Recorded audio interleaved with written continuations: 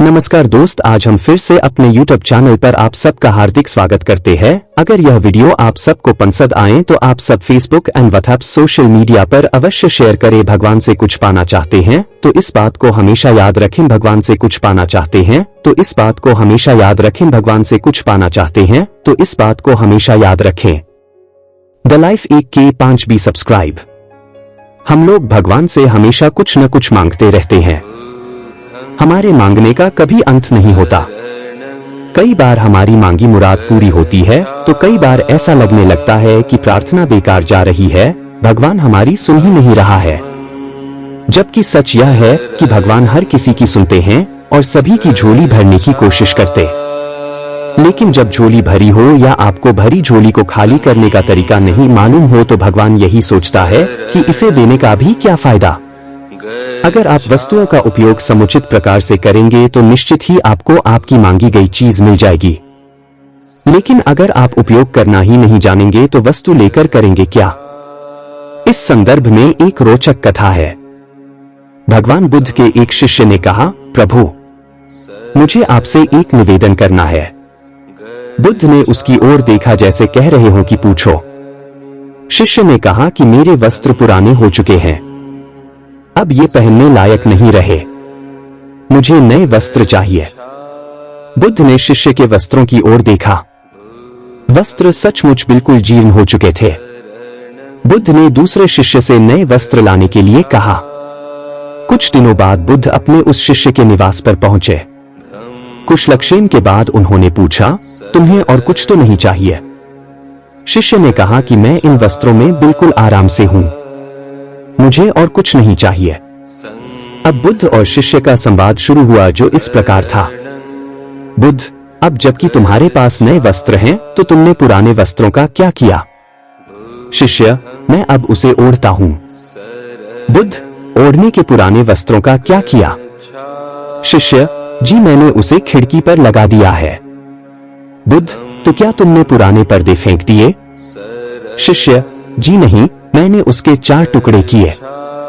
रसोई में उनका इस्तेमाल चूल्हे पर से गर्म पतीलों को उतारने के लिए करता हूं।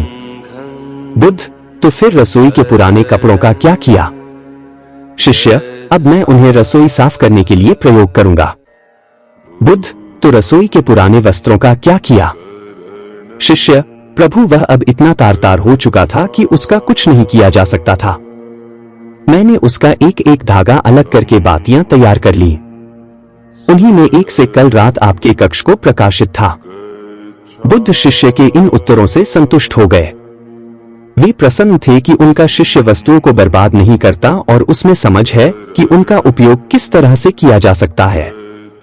कथा सुनाकर संत ने कहा, इन दिनों जब प्राकृतिक संसाधन दिन प्रतिदिन कम होते जा रहे हैं तो हमें कोशिश करनी चाहिए कि चीजों को बर्बाद ना करें और अपने छोटे छोटे प्रयत्नों से इस धरती को सुरक्षित बनाकर रखें। यह कथा आप सबको कैसे लगा कमेंट करके अवश्य बताएंगे और आप सब अपने अपने मित्रगण को शेयर करें और आप सब हमारे चैनल को सब्सक्राइब और सपोर्ट करें। धन्यवाद। भगवान से नहीं अपने गलत कामों से डरना चाहिए, क्योंकि भगवान तो माफ कर देते हैं लेकिन कर्म नहीं। सुबह की शुरुआत अच्छे विचारों के साथ करने से पूरे दिन सोच सकारात्मक रह सकती है। किसी भी काम में सफलता के लिए सोच सकारात्मक होनी चाहिए। अगर विचारों में नकारात्मकता रहेगी तो हम छोटे से काम में भी आसानी से सफल नहीं हो सकते हैं। दिन की शुरुआत अच्छे विचारों के साथ करने से हमारी सोच पर दिन भर सकारात्मक असर बना रहता है। घर में शांति चाहते हैं तो गुस्से से बचें, विवाद हो तो धैर्य बनाए रखें और सोच समझकर बात करें। गौतम बुद्ध भिक्षा लेने पहुंचे तो एक व्यक्ति ने पूछा कि लोग झगड़ा क्यों करते हैं? क्या सब कुछ भगवान की इच्छा से होता है? यह बात बिल्कुल गलत है कि सब कुछ भगवान की इच्छा से होता है। हमारे जीवन में अच्छा या बुरा जो भी होता है वो हमारे द्वारा किए गए अच्छे और बुरे कर्मों का परिणाम होता है, मगर हम अच्छे का क्रेडिट खुद ले लेते हैं और जो बुरा घटित होता है उसकी जिम्मेदारी स्वयं न लेकर भगवान के ऊपर डाल देते हैं। संत बोले कि मैं तुम्हारे बेकार सवालों के जवाब देने नहीं आया हूँ। मेहनत और ईमानदारी से कमाने वाले सभी लोगों पर भगवान प्रसन्न होते हैं। सच्चे मन से भगवान की आराधना करना का फल मिलता है, लेकिन आराधना किसी लालच में करना बुरा होता है। ईमानदारी से किए गए काम का फल अच्छा होता है। दुनिया में भगवान धन दौलत और अहंकार से खुश नहीं होते।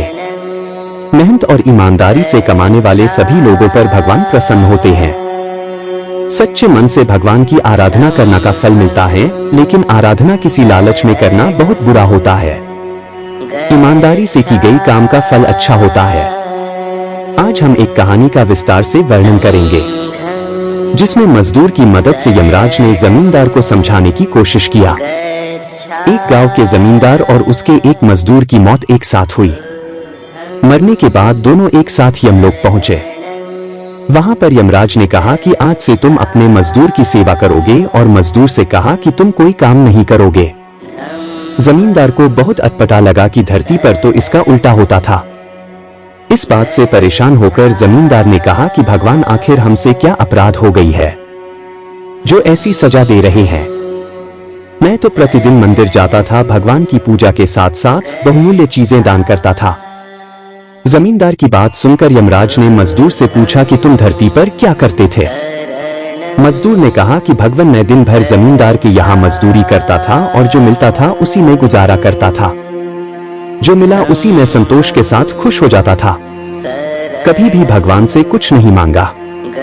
गरीबी के कारण प्रतिदिन दिन मंदिर में दीपक नहीं जला पाता था, लेकिन घर के सामने दीपक जला के रख देता था, जिससे गली में अंधेरा नहीं रहता था।